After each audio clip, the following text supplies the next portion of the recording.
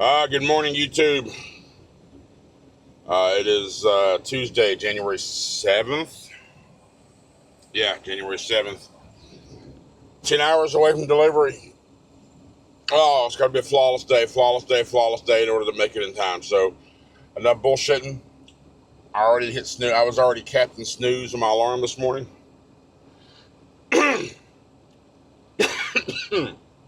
Excuse me. I just had to get a little bit of fuel here on the, I got 60 gallons here at TA. And I walked inside, I got a Monster, and I got a sausage, egg, and cheese biscuit. So I done scarfed that down. We got to get getting. So let's see how this day turns out, all right? Let's go. Thanks for being here, guys.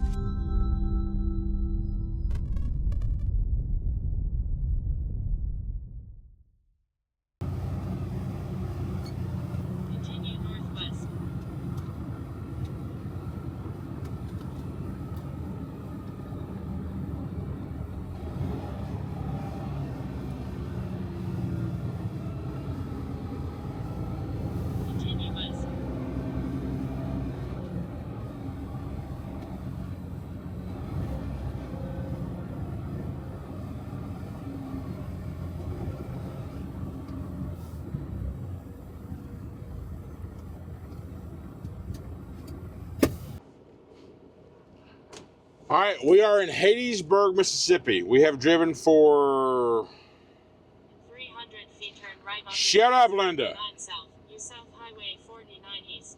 We haven't stopped yet. This is our first time stop. We've driven for 5 hours and 34 minutes. During that time, we have traveled 364 miles.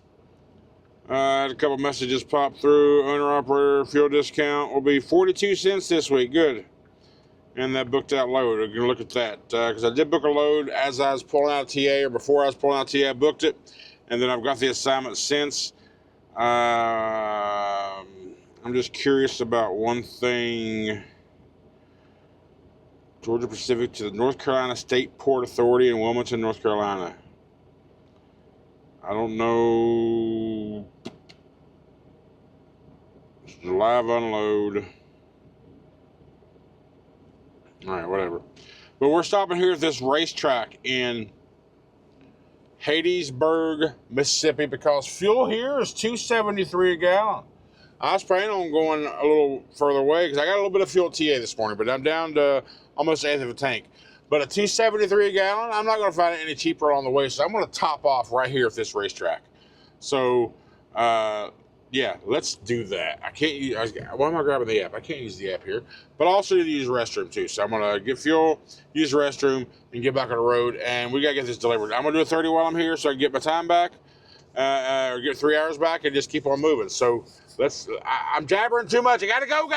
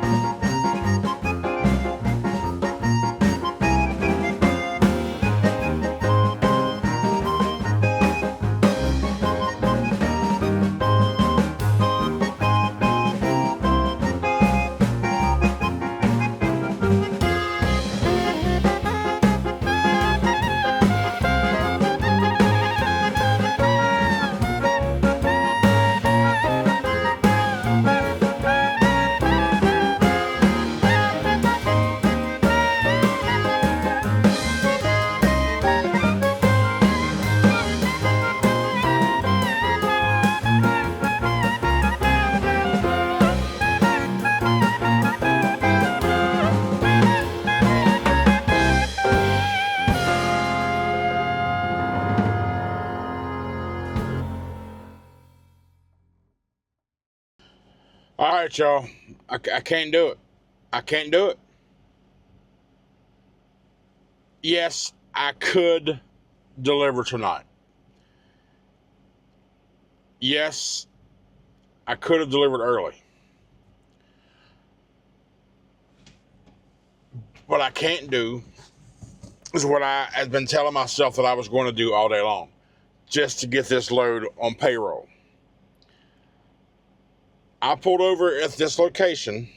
It's been an hour now. I pulled over here with the intention of completing the daggone assignment, completing it all, in order to have that ticket closed out in time for payroll. And I was going to drive the hour and a half and complete delivery. Problem with that, and I told myself the whole day I was going to do that just so I could have this load on payroll. But I get here to do it, I can't do it. I cannot do it. It's my brain won't let me. It's ridiculous. People do this shit all the time. Get that little extra edge, right? And nothing ever happens. But I'll be the one that gets busted out or some shit for doing something that's incorrect. A couple things would have happened. I would have shown the delivery early. It would ask me why did I arrive before appointment time. If I would have just put some sort of, because you have to attach yourself to an empty to complete the task. What if I get there and there's no empties? There's just a number of things that could have happened. What if I get into an accident from between here and there in that hour and 113 miles? It's a bunch of what ifs that aggravate the piss out of me. I was just talking to KO. I was like, I can't do it. He was laughing at me. He's like, bro, I can't do it. I've been here for an hour now, so I decided since I can't do it and I won't do it, I don't know if it's an integrity thing or what. I don't know the reason why I can't try to grab that little edge that everybody else seems to get and gets away with it and get a lot more shit out of life than me, because it irks the shit out of me. It won't leave me. It won't let me go. If I did something like that, if I do something like that, I feel dishonest. I feel like shit. In the grand scheme of things, it's not hurting nobody, right? It's just helping me get paid.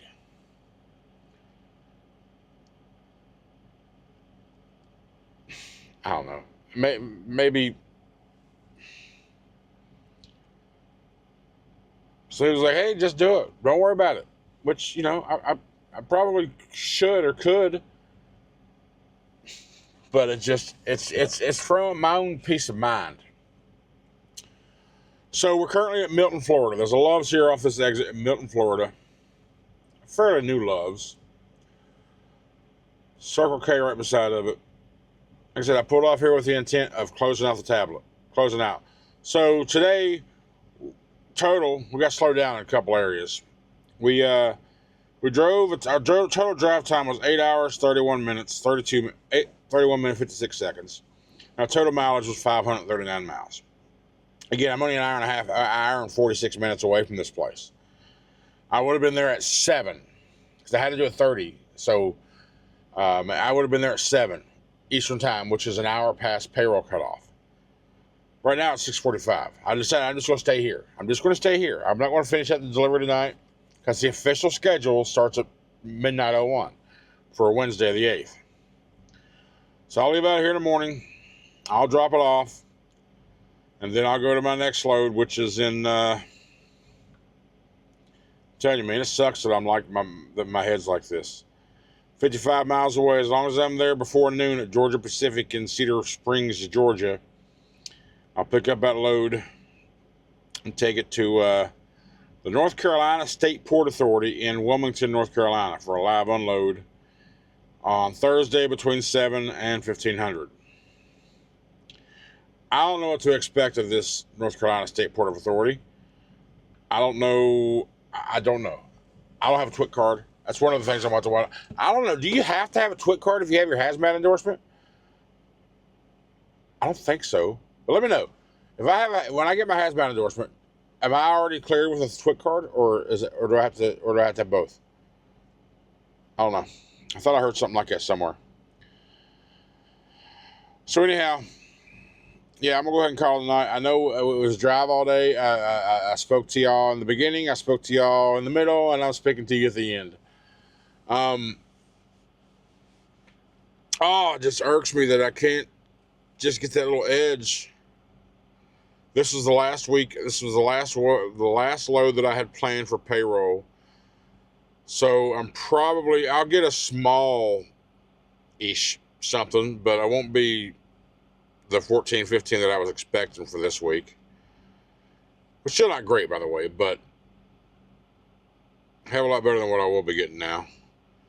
I guess the good news is this will carry over to the next week. Where am I at on hours? 18 hours.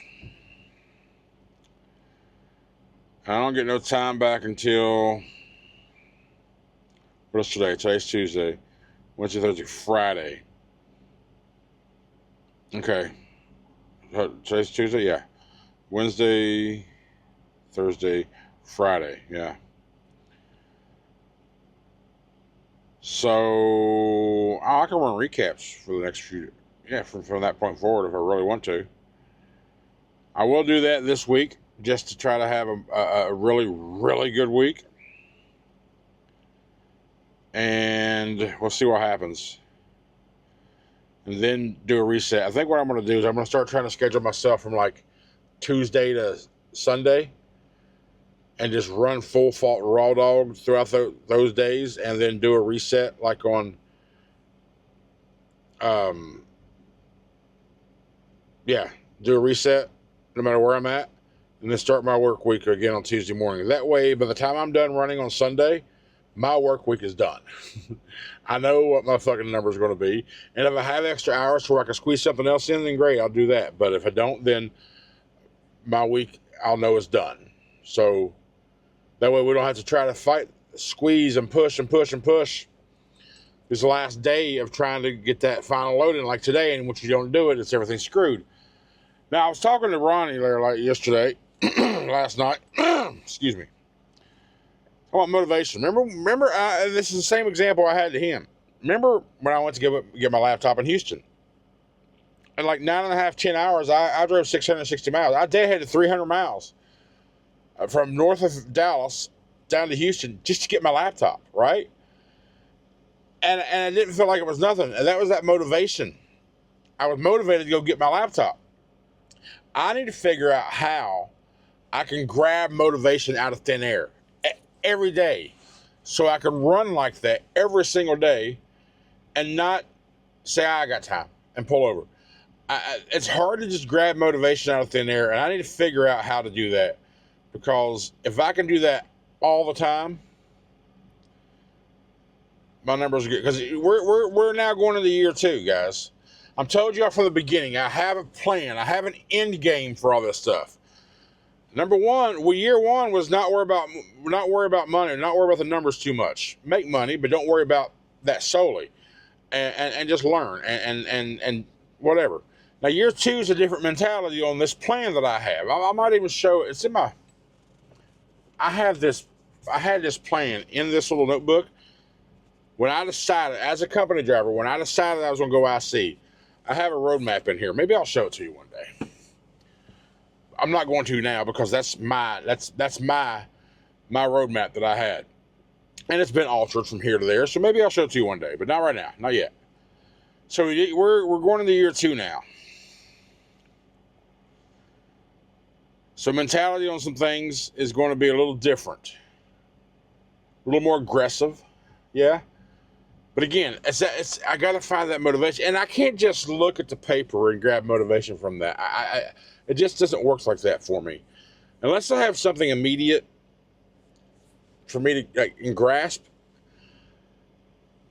It just doesn't work, and that's what I struggle with most. Is just, whatever. Anyway, that's gonna be it for tonight. I appreciate all this. I mean, you guys motivate the shit out of me. I listen to feedback and comments, and I enjoy reading the comments. Like after I get down here, I'm editing right now. I'm editing my overlay for my travel for my road scenes right now. If you want to see, well, Here's my laptop right here. Boom. Program that I use for the time traveled and the distance traveled is, and even now the little music wave spectrum at the bottom. It's a program called Adobe After Effects. So I create everything in that. I get all the times synced up. And what I've done, used to, you'd see like if I talk or not, have a little bit of road touch to the next stop and so forth, so forth. I'm not doing that no more. I'm pretty much putting all my road footage into one clip with that one song track, and it's going to be the length of whatever song track I use that day. And today's clip is actually 3 minutes and 42 seconds. So once I get all that, once I get the audio put in, I link it to the waveform and I edit it how I want to, and then I get all the numbers to track along that as well. So, and then I just import that into the into Adobe Premiere, my video editor, and then after I have all the road footage put in, I just kind of nest it up and I match it to the speed and the length of the file for the overlay, and that's how the speedy road footage happens. So I might do a tutorial on it one day. I'll show you how to do it, but y'all don't care as long as it looks cool, and I'm hoping it looks cool because even in those little road scenes, I add a little bit extra contrast, boost a little bit of saturation. I put the widescreen crop on it, and just try to make it a little more theatrical. So I hope you like it. I hope you enjoy it because I enjoy doing it. I enjoy doing shit like that, being creative. So anyway, yeah, that's it. That's it for today. Thank you so much for watching. Appreciate all the support.